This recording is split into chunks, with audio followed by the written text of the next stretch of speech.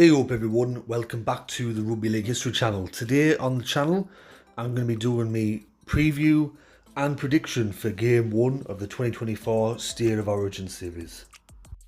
Last year was the first time that I ever did a preview or prediction video about State of Origin. Before that I never really bothered with it, but last year I did it for the first time and I got a good response from people that watch my channel, so I thought I'd do it again. And I think with myself being a neutral and not being affiliated to either state, I can provide an unbiased preview and prediction of the 2024 State of Origin series. Just a bit of background on State of Origin, or if you're new to the channel, State of Origin is a concept which has been around since 1980. They had the first State of Origin game in that year, which was just a standalone fixture. The following year they did it again as a standalone game, and then from 1982 to present day it's become a 3-game series. Now up until 2006, State of Origin was actually quite close. Both states had 12 series wins apiece, but since 2006 that's where Queensland's managed to pull away from New South Wales. Of course there was the 8th year in a row that Queensland dominated the State of Origin scene, and since 2005, or since 2006 I should say, New South Wales has only won 4 series.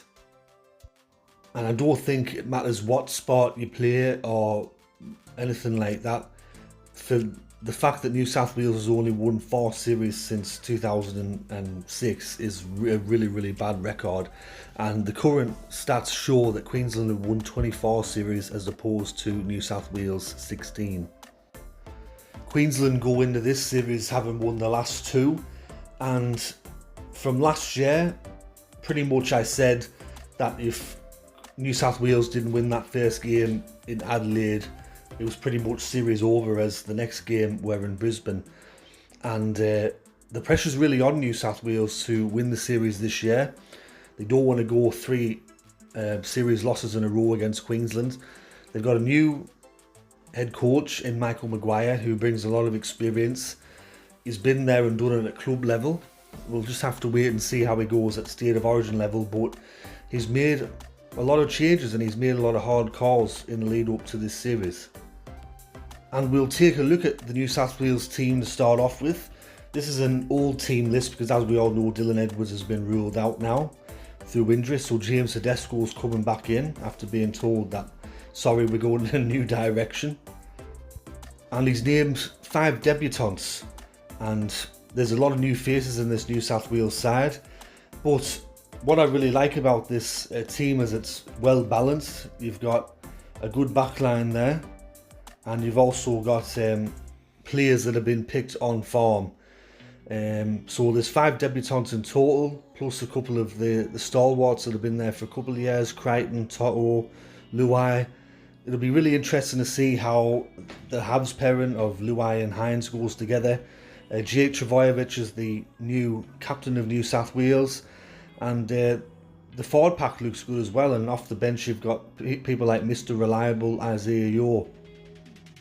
Pretty much the only 2 players that I'm really shocked about that got picked for New South Wales are Spencer Leniu, mainly due to the Monkey Gate thing where he missed about 8 to 9 matches, and he only played a couple of matches before getting picked.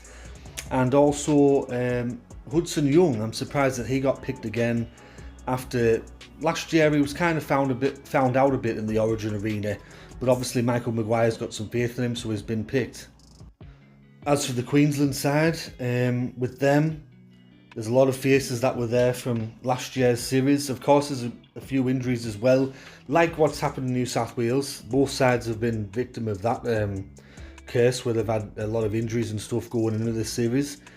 But this side on paper, the back line, lots of speed in the backs there, especially Reece Walsh, Tabuai Fedor, players like that. They've got a couple of experienced players in there: Daly Cherry Evans, Ben Hunt. Forward pack is very good, and on the bench, probably the most interesting choice was Selwyn Cobbo being picked as a back on the bench. But Billy Slater said that he does have a plan for Selwyn Cobbo going into the game. And it's really good to see Jermaine Hopgood get picked. I am a Parramatta supporter, and he's been one of our best players over the last 2 years, and I think he thoroughly deserves to be picked for Queensland. Obviously, the biggest news in the last 24 hours is that Dylan Edwards is out, and James Tedesco, after being told that we're going in a new direction, he's been re-selected at fullback there.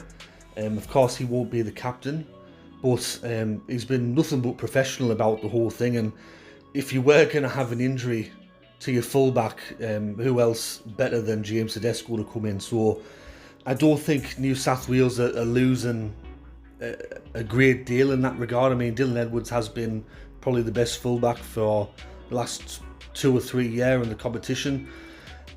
He's been Mr. Consistent, but obviously Tedesco's been there and done that. He's very experienced, so I think he'll be ready for Wednesday. As I mentioned earlier in the video, I think this game one, it's just so important for New South Wales to win this, because you look at the 2 matches that are coming up after the one in Sydney. They go to Melbourne, which is, it's basically more of like a Queensland home game than a New South Wales home match or a neutral venue, because a lot of Victorians, a lot of people down there don't like New South Wales, and I'm pretty sure the majority of the crowd will be Queenslanders there, or people that want Queensland to win. And then obviously game 3's in Brisbane, and New South Wales, if it were to go to a decider, their records in deciders, especially in Brisbane, is shocking. I think the last time they won a decider there was 2005, I'm pretty sure, by memory. So I think it is absolutely crucial for New South Wales to win game 1, because you don't want to be going to Melbourne trying to win there and then trying to win a decider in Brisbane. And that's why I'm going to go for New South Wales to win this game 1 in Sydney there. Yes, Queensland, their squad does have a bit more experience, Origin experience on paper. 134 Origin games to New South Wales 88. And New South Wales do have 5 debutants, but I think they'll be desperate not to lose 3 series in a row. I think that they'll be desperate to win this game in Sydney, and I think it's more crucial for them to win it than Queensland, to be honest. Another thing I also forgot to mention was this is the first time, I think, in 24 years that you've had 2 players from the same team to captain respective states. Jake Trbojevic and Daly Cherry Evans from Manly will be captaining their respective sides, and I think it's the last time that happened was in the late 90s with Adrian Lamb and Brad Fittler at Eastern Suburbs. So I'm predicting New South Wales to win by 112 points. First try scorer, I'll go for New South Wales to get the first try. Anytime try scorer for New South Wales, I'll go for Brian Toto. I think he'll get a try. And for Queensland, I think anytime try scorer, I'll probably go for either Tabuai Fedor or Reece Walsh to get a try for them during the game. So that is my preview and prediction of the Game 1 State of Origin match. Hope you enjoyed this preview. If you did, let me know in the comment section below. Who do you think is going to win, the Blues or the Maroons? And if you are watching the game, I hope that you enjoy it. I probably won't be able to watch it because I'm over here in England and time difference and work and all that type of stuff. So anyways, this has been Rugby League History. Thanks to everyone that's recently subscribed, liked, shared, commented and done all that good stuff. And I'll catch us all later in the next one. Alright, tatty bye for now.